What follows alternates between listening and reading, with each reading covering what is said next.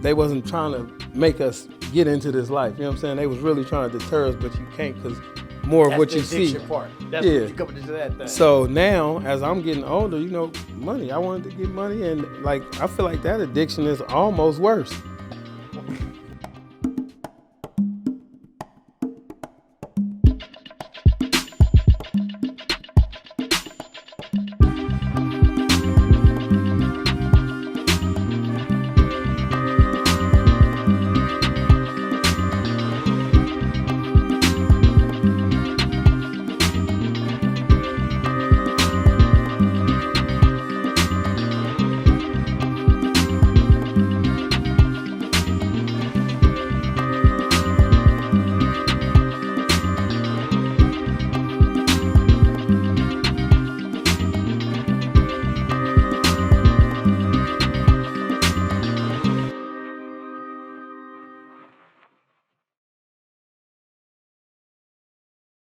Good afternoon, everybody. We are 100 Years Enterprise. My name is Fahim. We introducing season 6, Consequences of the Street Life. We sitting on the couch and having a nice conversation. My name is Patrick, 100 Years Enterprise, just like the young man said, Fahim. I say young man, but you know what I mean. For sure. You know what I mean? So, man, we over there having a conversation on the couch, man. I'll let Fahim, since he got an esteemed colleague up here on the couch, man. I'm going to let him do the intro. Here we go, gentlemen. Let's get cracking. Yeah, we just working, man. Anytime we do something, especially when we sitting down and having to talk, nothing is pre-scripted. So we just having a nice conversation. And our next guest, we having Dante Cooper. We want to welcome him to our show. He's been doing a lot of great things in the community. And we've been following each other almost 2 years on the Instagram. I saw him first doing the work. He was doing a podcast. He was behind a microphone doing a lot of question and answers to the youth. And he was just saying some good things. And I emailed him, I DM'd him. And we just started a brief conversation, really just to see how things could work out. And then we ran into each other. We're going to get to that. And again, we want to welcome Dante to the show. How y'all doing? My name is Dante Cooper. Like he said, I was doing a podcast, but a little about myself. I'm from Narf Richmond, California, like born and raised. Graduated high school, Vallejo, California, so that's like my second home.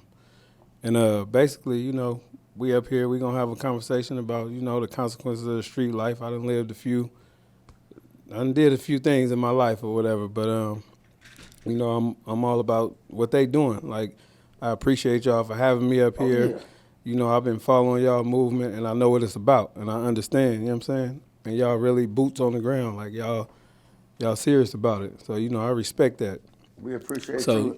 Anything I can do. And respect is mutual. Always. Respect is mutual. Right. I have, on my side of family, I have a Cooper side of my family too, but you have another Cooper on your side. And I'm gonna go all over the place with this because a lot of things have caught my interest. And I want to talk about growing up.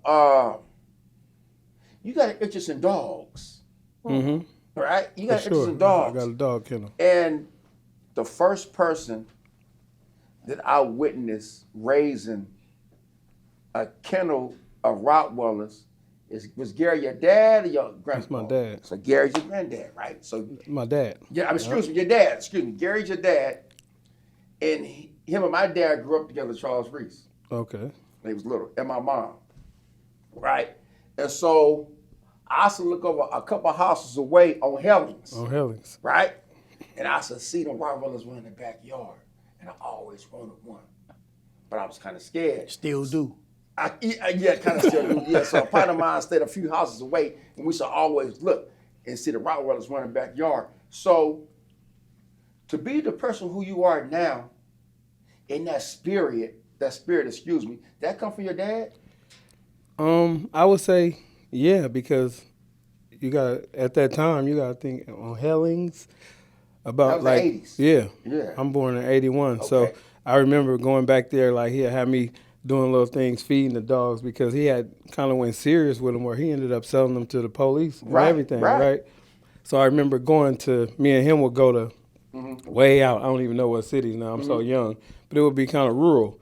And he would pay, and it cost a little bit, but he would pay for the obedience school and the training for guard dog. Right. And it would go it's degrees to it. But I remember going out, and then I think I got my first Rottweiler myself. He was bigger than me, knocking me down. I probably was 4 or 5. Right. So I've been into the dog since, and even my son right now, what I have him doing, my daddy used to have me doing. I hated it at the time. I used to wake up middle of the night. I got to go out there, mess with the cages, do all that. But yeah, that's probably it came from me and all my brothers though. Everybody ended up. You got a with big family too. How many brothers you got? Brothers and sisters? I got on my dad's side, it's like 5 boys, like 7 girls. Wow. And where you fit in all this? I'm in the middle. I'm kind of in the middle, yeah. Like the punch Directly in the middle? Huh? Directly in the middle? Yeah, I'm kind of directly because I got about 3 or 4 of them in front of me, and then it's like 3 or 4 under me. I ask you that because, sometimes we be in the middle, we be in that gray area. Yeah. You know what I mean? It's an interesting dynamic, but nah, they didn't really punch on me. Yeah. But we didn't have our fair share, but like, the ones under me, I always everybody take on the big brother role. Right. But then, my mom's side is from Central. Yeah. And it's my family actually bigger in Central than my Narf Richmond family because my grandmama got like 13 kids. It's a lot. The Morrises, my mom is Morris. So, and with that, I was always back and forth. I was in both places growing up or whatever. And then my mom got 4 kids. That's not, so I'm the only one by my dad. So I got older brother, older sister from there also. So I got a big family, like you said. It's a big family dynamic. How did you miss, getting caught up with the North Richmond and Central stuff? Was it because of the family name or? Well, I didn't miss it because it started like with my generation, right? Okay. But I ended up going and doing 10 years. As in the height of it, I did 10 years in federal prison. Okay. But like it was still like I didn't miss it all the way, but I do have ties to each one. So everybody experienced different. But I would say before that we was all friends. Everybody was friends. Right, and you got to think I went to Helms.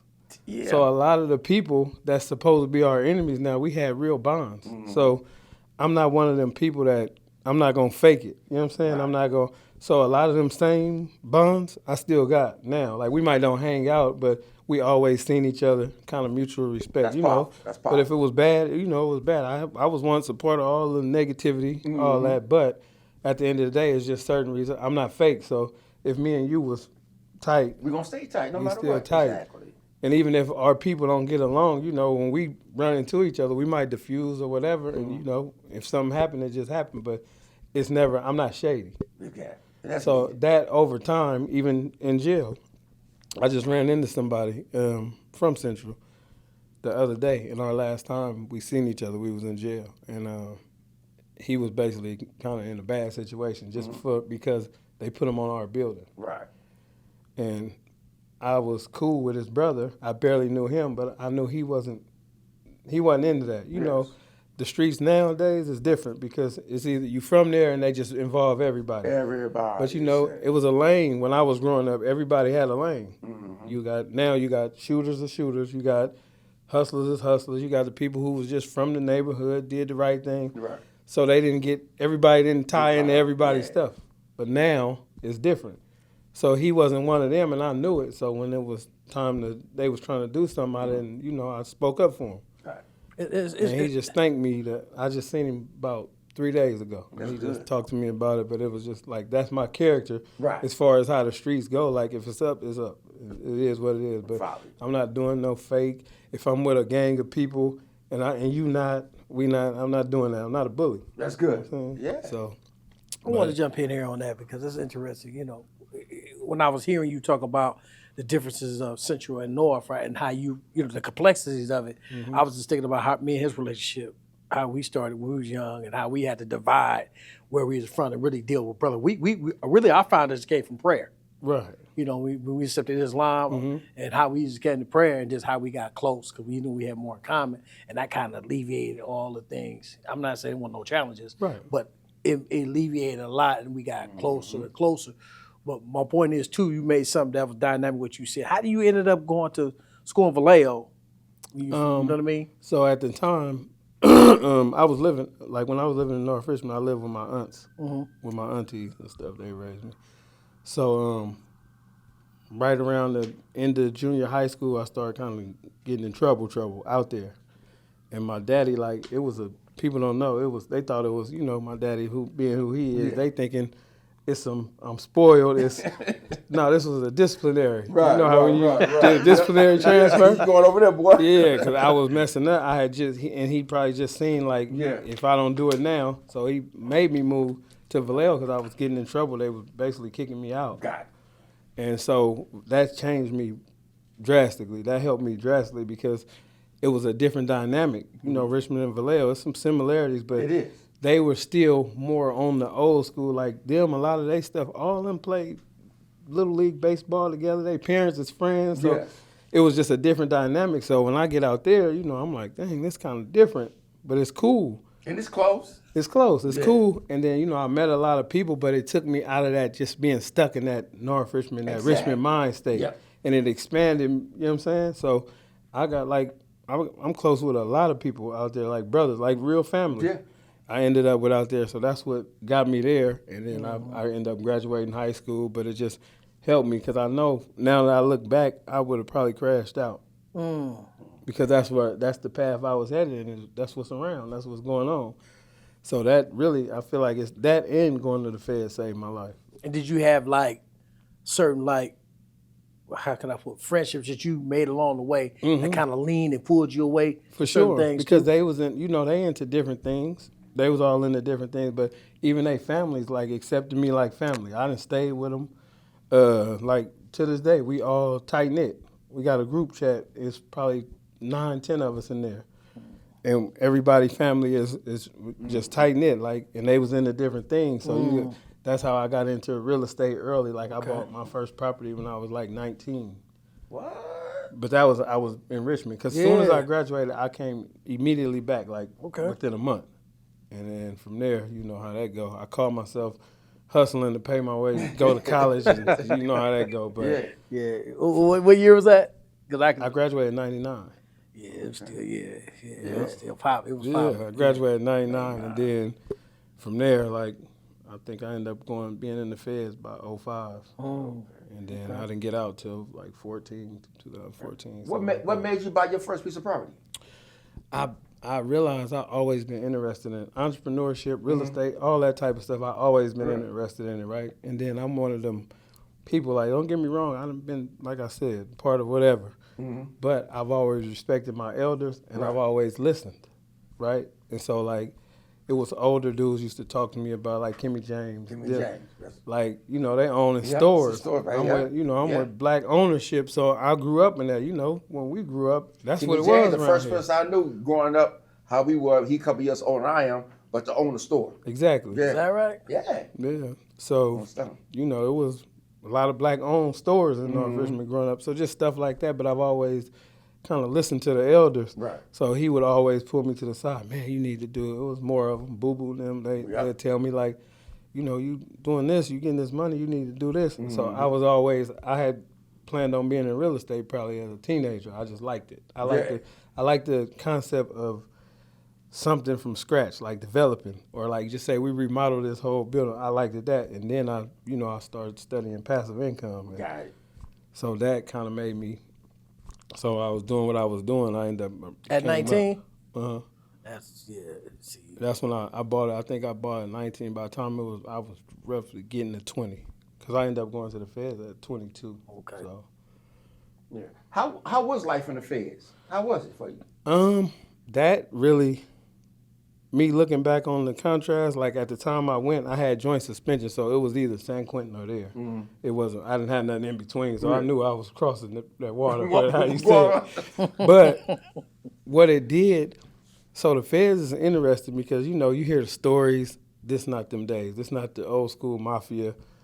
Back in the day, steak and lobster. No. It's not that because it's overcrowded now. So in the Feds, isn't it state against state? State ride with state, huh? Yes, it can be coast because I've been places where Coast. I was only I've been on the yard where it might be me and 2 dudes from California. Mm-hmm. It might be 2 dudes from Phoenix, a dude from Seattle, or Portland. That's the West Coast. You know what I'm Texas saying? too, right? Huh? Don't Texas rock with Cali? Everybody really they self, but it don't really so much be because you got to think the thing that levels it out is Crips and Bloods everywhere. Got it. So you got Texas Bloods and Crips, and so everybody kind of mingle. Mm-hmm. But what it is it started becoming more racial. It's more racial, kind of like the state, you know. Yeah. So it's more racial, but like, and then depend on, it's just like, you know, depend on, I done been on yards where it's a bunch of LA, bunch of Bay, so you got the Bay card. And if it's too much Bay, now it's Richmond, Who's strong Oakland. at that time? Yeah, it's just, that's just what it is. But the thing I will say, like, if you want to learn or you can do that. Like, because you rubbing shoulders with the people who, most of the people that's in there, not now because it's changing, but most of the people that's in there, it was some kind of money motivated. Is that what motivated you to talk to certain people in the pen? Because in the pen, you can talk to many people who were part of a lifestyle, but once they get inside a joint, sometimes that changes. Mm-hmm. Or you have some who come inside, I got a disposition to serve, but I'm still on that. For sure, and that's all there. And like I said, I think I was on the yard with the dude who tipped off Martha Stewart. Damn. He really had more money than her. People just talking about Martha Stewart. Yeah, well, let me add something to that because I know you get ready to go deep, so I want to make sure you get this nugget in there. But in certain states, right, any case you catch is federal, like Washington, D.C., right? For sure. So you had a whole lot of cats in there that was, I wouldn't say in the way because that'd be offensive, but you do.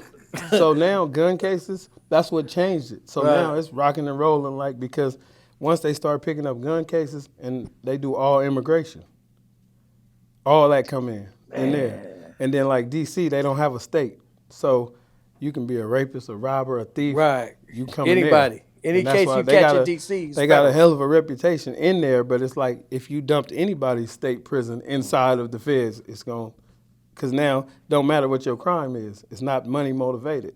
Yeah. You could have robbed 12 liquor stores, you in the feds. You Yeah. can be a rapist, so that's in D.C. Did that offset some of the climate that What? it used to be? Or was it- They set yards off. They set them off. Send them all. Man, they setting them off. Everywhere they go, they setting them off. Cause they ain't Everybody money tell you that. motivated. They gang banging and everything. Yeah, you're right. You got the ones they get, but they gonna rock together. You know how it goes. And they Yeah. got each other back, so they gonna set it off. How did you survive the feds? I mean, you know, Because everybody don't survive. nah, but I And mean, there's something about survive, not coming out alive, but coming out as a new and changed man. well, I always kind of been a independent thinker, right? And then, like I said, I listen. I'm gonna listen to the OGs. Like I did a lot of time with Black from 6'9"ville. I did time with Boob from Big Block. Mm-hmm. Yeah. Like they older than me. Exactly. So, you know, we having real live, it's a lot more too though, like that. So we having real live conversations, you know, that's one, but I mind my business for one. I'm always, and then I don't have habits. I don't smoke, I don't drink, you know, the stuff that gets you into pitfalls. And then whenever it just come down to this, whatever it gotta be, it's just gotta be. I'm from Richmond, so we if we gotta turn that page, but like, you know, you can navigate until you can't navigate. You know how that goes. That's true. But other than that, like I was like I went to school in there. I almost got a degree in business. I probably need right now probably a couple more credits and I can have a degree in business. I just knew, even when I was in the streets, like I know right from wrong. So I'm never one of them people that, man, I had to do this. I just had to, because if you doing it for necessity, I was well over the money threshold where I could have quit and said, you get stuck, you get drawn in. You know what I'm saying? So I always been able to take responsibility for my own actions. I think that helped me more than anything. So I never got that. You'll never hear me with that excuse like, man, you know, we had to do. I had been past that part. Right. I could have been went and changed. You know what I'm saying? That's kind of an excuse. Just here? So I always knew certain things I wanted, certain things I planned on doing in life regardless. So then when I'm in there, and you know, you talking to people, I'm just looking around like you can sit and watch TV and lift weights all day. You can, if that's what you want to do. But I always been on that anyway, even when I was young. You know what I'm saying? I've been on that. I just grew up in it. I grew up around it. All the people that influenced me. So, and I just always been taught don't be a follower. Like, you know, have your own mind, because that crash you more than anything. Mm-hmm. So Definitely will. So this topic is consequences of street life, right? Right. And we just having a conversation. Right. You know, from what I'm hearing, right? Everything you hear, I want you to tell the audience, or should I say the viewers, that as far as that, what is addicted to criminal lifestyle? That's basically what we touching on, right? Yes. So what is that like? I know it led me to get, you know, to go to prison, do 31 years, and you know, I thought Cat was gonna throw a parade for me and confetti and everything, right? Right. I always tell him that. He took him years to get me. I'm like, man, I died for my block, right? But as I grew older, I realized that nobody owes me anything, right? And I made that mistake, right? Even though I was highly influenced and I was young and adolescent, but yeah, take us through that walk, because you said you knew, right? And sometimes we have youngsters we deal with daily, right? In juvenile halls, they sharp, but it's like they know, but they don't know, right? Give us that, because you said you knew, you never made that excuse. Right. So what I mean by that, my question I guess I'm asking you is, in addicted to criminal lifestyle, what was that like for you? So I feel like I always knew I wanted to get some money, right? So then you got to look at my daddy, right? But I'm not one of them people that I didn't want to be my daddy, like as far as like, you know, That feel good people when you try said to that live to up. me too. I'm just letting you know I really Like, you know, and people, when your daddy or people, your uncles or whoever, a certain status in Richmond as he was, you know, sometimes that weigh on the kids, so they trying to live up to that expectation. Yeah. So I didn't really have that, but I knew I was gonna get some money. I just knew I got to figure it out, right? So the reinforcements we see when we this young in the hood, like, you got to think, this day and age, they just see the killers, and that's who they want to be like. But we wanted to be like the fly people, you know, who, at the time when I first started looking at hip-hop, the street dudes, the rappers wanted to be the street dudes. They had more money than the street dudes, you know what I'm saying? They get the girls, that was that. So this is what I'm seeing outside, that they hustled in front of my house in the projects. I lived in the projects in Narf, so these the people, they the positive reinforcements. But I always been an observer, so I used to look at them. I used to just study them and just be looking and seeing the dynamics, and that's all that helped me through life, because I got to realize, like, you know how when you're young, certain people you think is real tough, and it's other people you think just mellow, cool. But as you grow up in the streets, you realize, like, this the damn fool that's laughing and joking with everybody. Everybody love him. The dudes you thought was super, so that's why I knew, look, don't ever underestimate nobody, because I started looking at the dynamics of my neighborhood, and I'm like, damn, everybody that's around here they killers. But some you would never know. Then they just getting money, they cool, then they giving us money. Like, I didn't grow up in the neighborhood where it was cool they would beat us up, chase us off the dope track, hurry up, get y'all food out the store, y'all get up out of here, this ain't for y'all. They wasn't trying to tell us to come in until, you know, when you get that threshold, they know.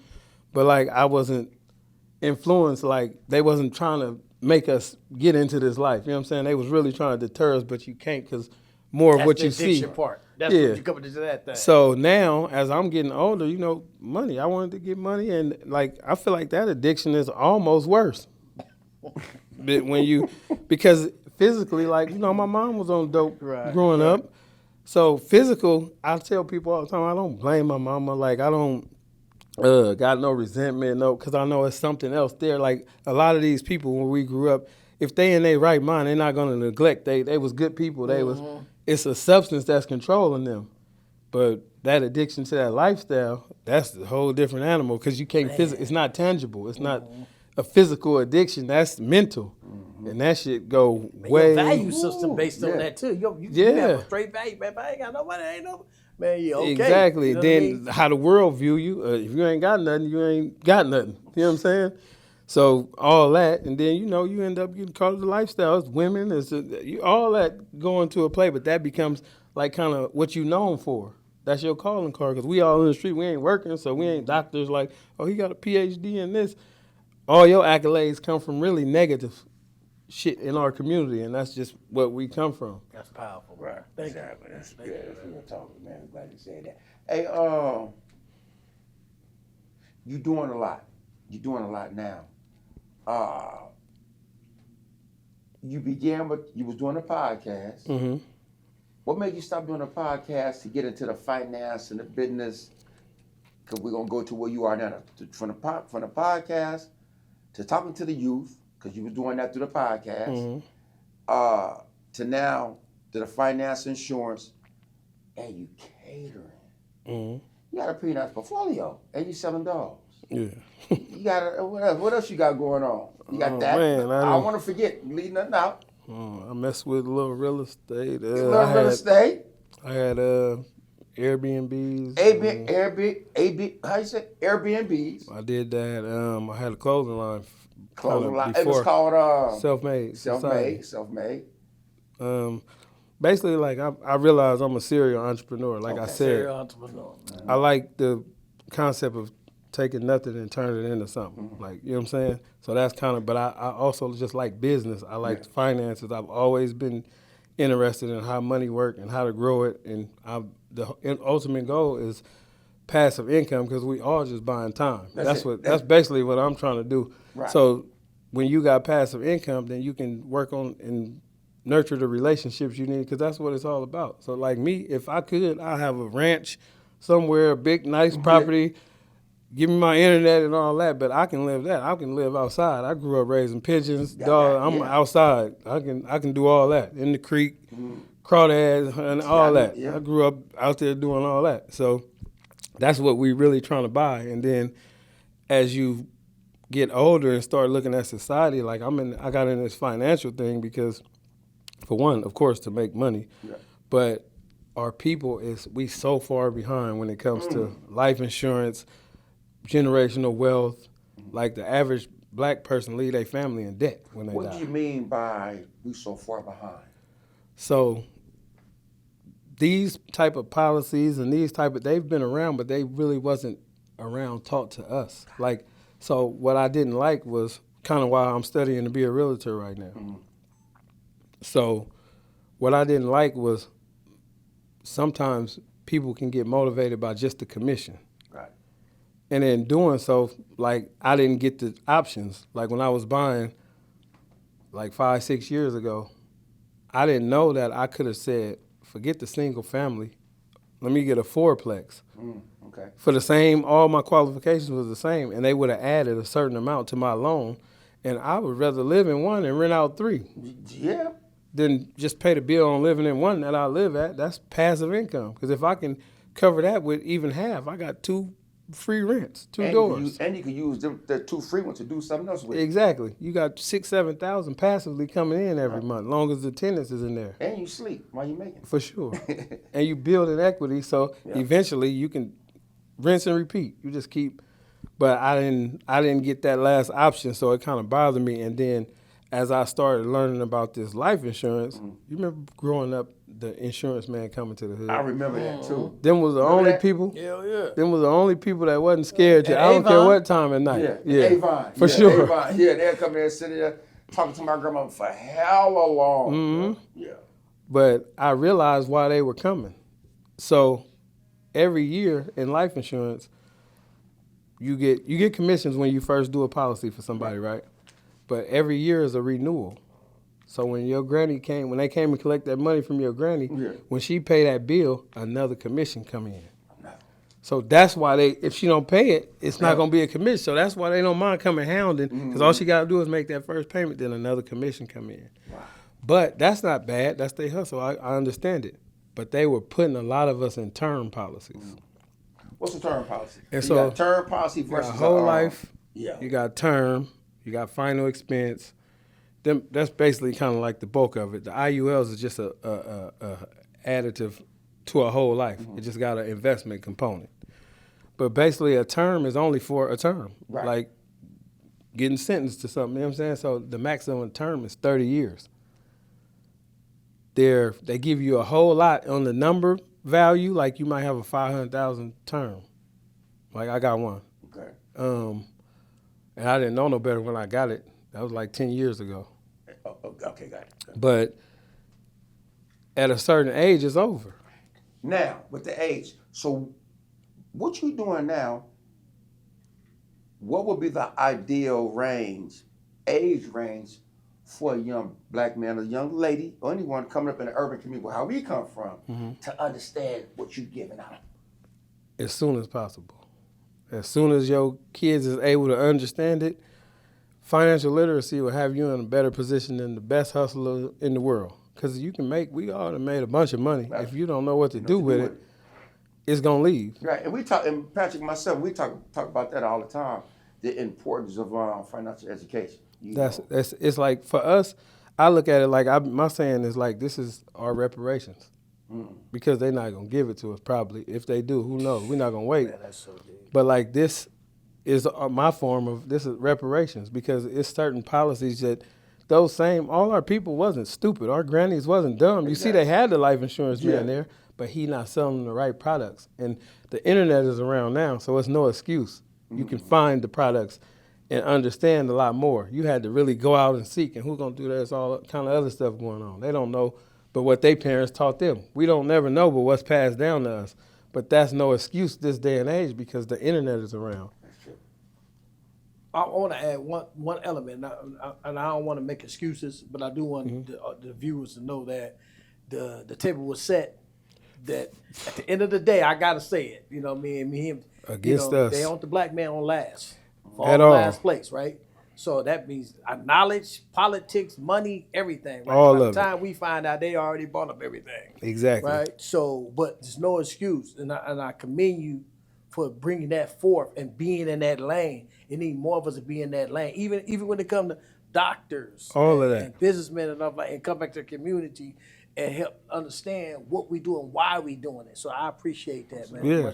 I need to even get more secure because my thing is when I got out of prison, thank God, I got out in the last going on 6 years. It's just learning how to have money. Yes. Because I had to get out and get money first. Yep. You know what I mean? And that's where that deck is stacked against us. Right. You know what I'm saying? Right. And that's the whole point. If that's somebody else in their culture, they get out, hey, man, come over here. We got you. Put this suit on. Oh, we put this money up for you. You 60, 70,000 a year already. Why are you figuring it out? We got to figure it out. We coming from this situation. You know, it's mental. We coming. It's hard. You rub back against the wall. We got to do all that. Relationships. All of that. Man, all that. It's a lot. Because our foundation is gone. Yeah. The black family is not there no more like it used to be. Like, we the 2 by the foot, 2 by the headboard type. We was, your granny is there, your uncles is there. Everybody got a hand in teaching you lessons. But now we kick our kids out at 18. It's like, you got to go. We the only culture that you got to go. We want to live far away from you. I don't want to live over there because they going to be coming about. Instead of that unit is strength in numbers. That once you pull together, you're going to go way farther. It might take 10 years by yourself. It would have took 3 if y'all pulled together. So that's we missing that structure. And then just that, like when I see another black man, maybe I don't have certain confrontations because if I see another black man, stranger, I give him a look. It's an understanding. What's up? I ain't worried about you doing nothing to me. You're not my enemy. But if it's a threat, then that'll kick in how it kick in. Yeah. But just on it, pure acknowledgement. Like what's up? I'm not worried about who said it first, none of that. Exactly. Like you black, you going about your business, something, but I'm gonna acknowledge you because I understand what we got going on in this. Yeah. Hey,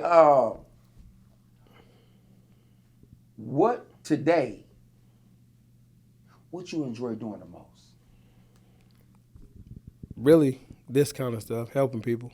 Like if I was just passive all the way out, I would be helping. I would be giving back because I know I did cause a lot of destructions. Right. You know what I'm saying? I wasn't just sitting there with a couple rocks on the block. Like I even when I got sentenced, I said that when I got sentenced, the judge was like, I ain't never heard nobody apologize to their community. Right.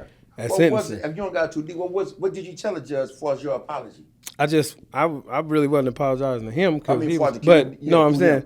But I was just, in speaking, I understood. Like whether they gave me 5 or 10 years, I knew already. But just like that destruction I caused, because you got to think, it's one thing to, like, what we selling is back to us. Yeah. So it helped me do good, but it ruined all their kids and all their grandkids. Like, it put them in bad situations. I ain't going to say it ruined. So it's like we really taking from the people who less fortunate just to get material things for ourselves. It's selfish, you know what I'm saying? And we really doing more destruction. As we try to step up, we step. Yeah, in because there, we put stepping on down. them. You know what I'm saying? And guess what? Now you done created a little boy who all these bad circumstances. You know how they grow up. Yeah. So it's like how we really not getting ahead. So I was just on that. Like as far as so I already knew no matter what, one day, whenever it come, I'm gonna help. And I talk to them now. They can be into whatever. I don't judge them. I don't none of that. Like you can't. It's certain stuff you can't be doing. Like, Exactly. but I don't judge you. I just need to try to give you an alternative. Because I don't want to just be, I'm not a preacher, so I just don't want to be preaching to you and, you don't need to do this. And then I leave, it's like, okay, well, now what? Now what? Exactly. They still got to support themselves, and it's Now the what? circumstance. And some of it, even in my neighborhood, this whole North and Central didn't start with them. It didn't. They was born in that. Yeah. They born while they didn't want to be in nothing. They losing friends. They losing, while they still kids. They ain't jumped off the porch and they partner die. That makes some people jump off, right? But this wasn't their issue. Yeah. So it's like the people our age and older, it's our job to at least try. Of course, the cycle of the streets going to be, but you got to save somebody. You got to go do something. I done did enough bad. I got to make it We amends. have to try. Do So, what we can. you know what I'm saying? I gotta do my part. And then I know these people. It ain't like the ones that's out right now, that generation. These are the ones I gave dollars, took to the mall, McDonald's, just anything. They come riding them around. It's the same one. Now they of this age. And they'll never forget either. No, they They'll don't. never forget it. They don't. Yeah. So we have a different relationship, and I don't, I'm not better than them. I don't tell them I'm better than them. I ain't never been none of that. Y'all know me. So Yeah, we know. we Exactly. we done did all the same stuff, but it's no excuse once it's like the Matrix. Once you take that other pill, now you just, you foul. If you just gonna do nothing with it, you got all this knowledge, you got all this game. Look at all the game y'all got. Look at all the people y'all helping. Y'all could be doing nothing. Like a lot of these other people, they just gonna get the contracts and blow the money on themselves. Y'all really and I giving think it That's back. what it's about. And I think too, right? I think just listening to you, right? I always try to recalibrate, try to play back what I could do better or be consistent in what I'm doing, right? Because the biggest thing I walk away with in this conversation is the addictive criminal thinking, criminal behavior, and criminal lifestyle, and how we can, as elders, right, touch them or relate to them and get them to say, hey, not just, it's cliche, is there a better way? But nah, really, like you said, nah, I'm going to show you a better way. Exactly. Not just tell you, because look. Because once you crash out, if you ever do crash out, you look back, it's like, nah, I really did have that. Patrick gave me the opportunity, and I chose otherwise. You got a real choice at where your life going to go versus it's just you coasting. You know what I'm saying? And like you said, with the critical thinking, one of the main things, like you asked me while I was in there, so, I don't do drugs, but I had to say I did drugs. I did the RDAP program, right? The residential drug treatment program. There, and when you came home? Yeah, I had to do some, they make you do some classes and all that, but Absolutely. it was more, the program itself is more on that, critical thinking, criminal thinking, you know what I'm saying? Your thinking versus the physical addiction. They get past all that. But they teach you, it's just like, just say your girl cheat on you. You know how women cheat different. She mentally cheated already a long time ago before she physically go cheat. Yes, exactly. So that's the same with crime. When we in our criminal element, I thought it. you already done got there. So they teach you how to kill that thinking. And it's hard. It's strenuous. That's why I don't mind talking, microphone. Like I used to have to get up. There's 200 of us in there. I get up, I got to speak to all them. Right. And then the next, you got to do it too. So they breaking all your little, everything bad about you that they attacking it. You got a counselor one-on-one, they treatment plan, they attacking it. But it's breaking down all these thinking errors. They call it criminal thinking, your thinking errors. And they give you 8 attitudes to live. And when you start doing that, it's really game. It's really a psychology thing out this world. But if you start applying that, if you read that and really go through that, that's why the recidivism for people who take the RDAP is 70, 80% less than regular general population. Wow. That's deep. That's a real stat. You can look that up. It's a real stat. But so I went through that. So because you be thinking to yourself I ain't addicted to nothing. I was just they gonna attack that too. You trying to get money, but look at this and look at that. And so it starts having you where you can even conflict resolution, certain situations that you find yourself in. it's really your self-talk. Because that's like, he could say something to you that's disrespectful, right? Right. To you. But why is it disrespectful? It Well, might not have even been. exactly. It's what you think. Oh, he Yep. got me fucked up. Yep. When you think that, that's your thought process. So by you saying he got me fucked up, that leads you to what? Anger. You pumping yourself up to get angry And he says and something real react. innocent. Exactly. Yeah. But it's what you tell yourself. So it start with you. And once you realize that shit start with you, you master that part of it, it's kind of hard to get you off Absolutely. and you could think. You You, know what? react and he can in your life. The art that, well, what you doing right now, all that need to be implemented out here too. And for sure And it I need to want to be. say that because I saw the thing. I don't know how long ago it was. You was talking to some young man. Was that a North neighborhood? Yep, that was on the 21st of January or Yeah. 19th. It was a Monday in you- July. Yeah, you was doing that, and then I know we got a couple minutes. We got to close out, but I know people might have saw it on the TV. I mean, the social media, whatever. Mm-hmm. But in real brief, talk about the buy back the Jets. Okay, so to buy back the Jets from, I went there. They having it. It's not me doing it. Right. So the house I showed on there, I actually lived in that house, but my auntie was one of the last people that was misplaced. Wow. Well, not displaced, but they give move you to yeah. get out of there because they just tore them all down. But the ones that they got left, it's like The ones on Garamita? they all over North Richmond. But That's on basically, Silver still, yeah. so basically, from not me don't quote me on it verbatim, but basically they have like 60 or something units, right? Okay. So what they did was nonprofits was able to come in and buy a certain amount for $1. $1? $1, right? But they divided them up. I think Housing Authority the numbers might be all straight, but this is what happened. The Housing Authority kept like maybe 25, 30 of them. Yeah. And then different nonprofits bought, and they're able to redo them. But the nonprofits have to give the community access first and at a cheaper level. So they start with the residents they displaced. How was the nonprofits able to get them to $1, get them for $1, and someone like you could get it for $1? Probably because they're nonprofit. Ain't that something? Yeah, Ain't that something? Because they nonprofit. A word, exactly. a word of penal code, like in the criminal system, can change what you can get. Yeah. Or what happened to you. Well, that's what I mean by sometimes, like when I used to do the public speaking Galvin Club, and we used to sit up talking about like, why is it like this? Because it's the system. So the system will automatically set up a diabolical scheme to have us come in last place. And then when we find out we already in last place. Right. So it's not our fault. No, but not we at have all. to rebound. And Exactly. it makes it that much harder. But when they set it in place, they already looking out for their people. They already got it. They already bought up the land. They already did this. But by the time we find out, it already happened. Exactly. So now we sit up talking about it's our fault, but it ain't. And that goes That back. wasn't fun. No. No, but that goes back to, we know the system is set up against us. No matter how you No, slice set it, up. No. you can either lay down and take it, but it's Yeah. we us. So everything they put against us, we turn it cool. Look at the culture right now. Yeah. The ghetto was not a place to be. You got people, man. People ain't never been there. They will watch you on YouTube and get you rich. Yeah. They the music, everything is what we say. So we dictate the culture. We dictate. So my thing is ownership. I'm big on ownership. So if we dictate the culture, we need to get paid off of it the same way. Yeah, if they absolutely. want to get paid, which you want to part, that's fine. But know your business. If your you don't know nothing else, know your business because we dictate it. Think about these brands. I remember some years ago. Remember True Religion was it.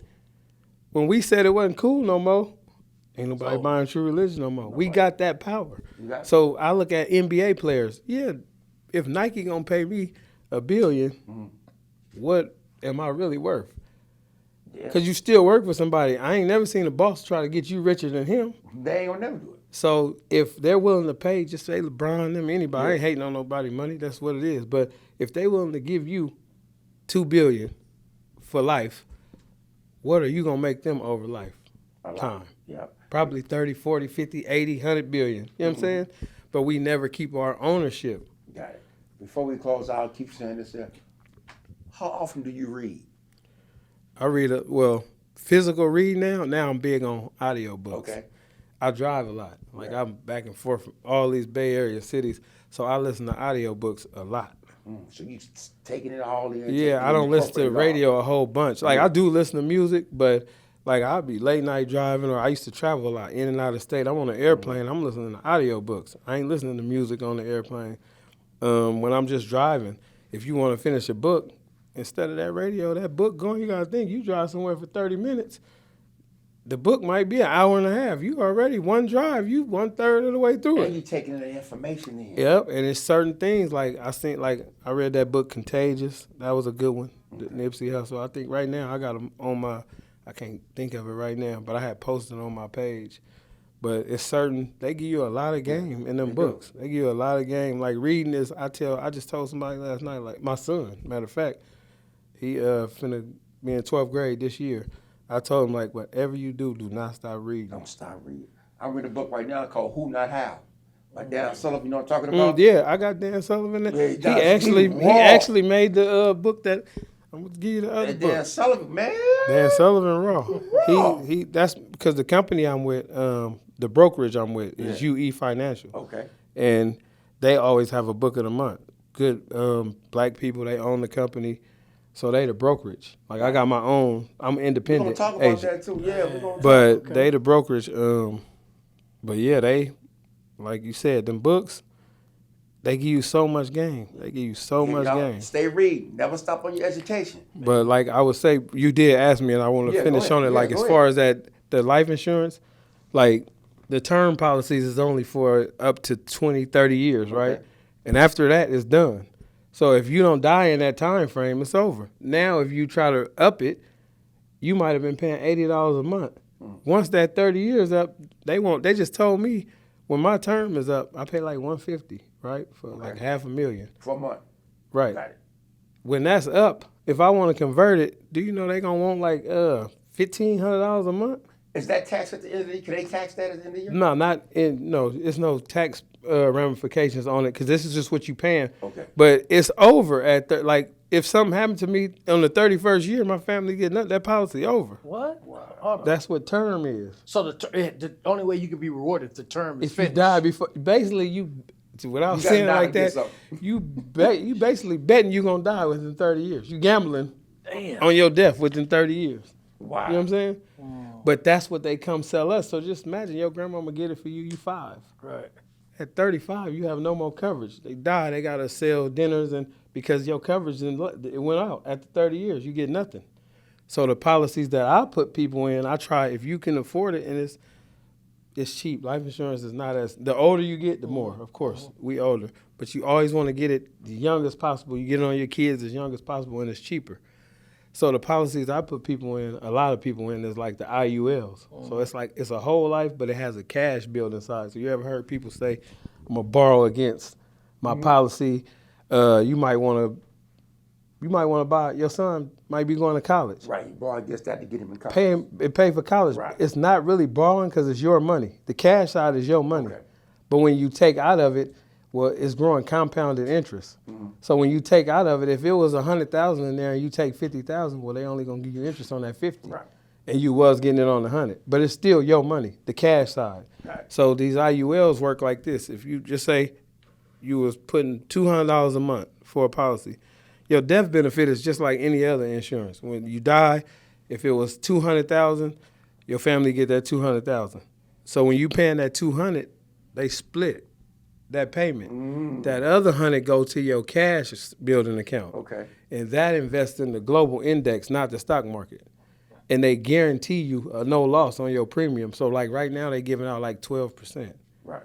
So they guaranteeing you gonna get 12% on that money compounded. So if they give you had 10,000 in there, they give you 1,200 For the next that year. That was your interest. Next year they got to give you interest that on is.